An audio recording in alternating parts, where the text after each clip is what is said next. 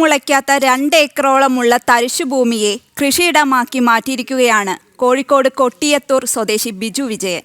എത്ര തിരക്കുണ്ടെങ്കിലും കഠിനാധ്വാനം ചെയ്യാനുള്ള മനസ്സുണ്ടെങ്കിൽ ആർക്കും 100 മേനിയുടെ വിളവ് കൊയ്യാം എന്ന് തെളിയിച്ചിരിക്കുകയാണ് സ്വകാര്യ സ്ഥാപനത്തിലെ മാനേജർ കൂടിയായ യുവ കർഷകൻ. പുല്ലുപോലും മുളയ്ക്കാത്ത തരിശായിരുന്ന ഭൂമിയായിരുന്നു ഇത്. ആ ഭൂമിയിലാണ് കഠിനാധ്വാനം കൊണ്ട് ബിജു വിജയൻ എന്ന കർഷകൻ 100 മേനി വിളവ് കൊയ്യാമെന്ന് തെളിയിച്ചത്. സമ്മിശ്ര കൃഷിരീതിയിലൂടെ എല്ലാത്തരം കാർഷികയിനങ്ങളും തഴച്ചു വളരുന്നുണ്ട് 2 ഏക്കർ സ്ഥലത്ത്. ജോലി തിരക്കിനിടയിലെ ഒഴിവ് സമയങ്ങളെല്ലാം ബിജു വിജയൻ എന്ന യുവ കർഷകൻ കാർഷിക പരിചരണത്തിന് മാറ്റിവെക്കാറാണ് പതിവ്.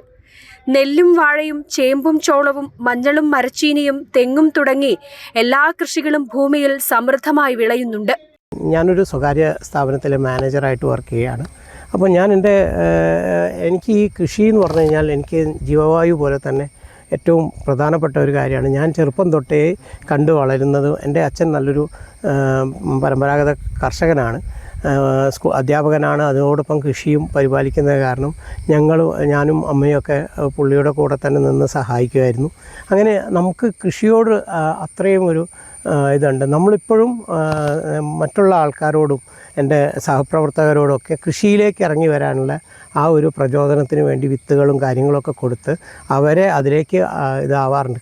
കൃഷിയെ മറന്ന് വൈറ്റ് കോളർ ജോലിക്ക് പുറകെ പോകുന്ന പുതുതലമുറ മാതൃകയാക്കണം ബിജു വിജയൻ എന്ന ഈ യുവ കർഷകനെ.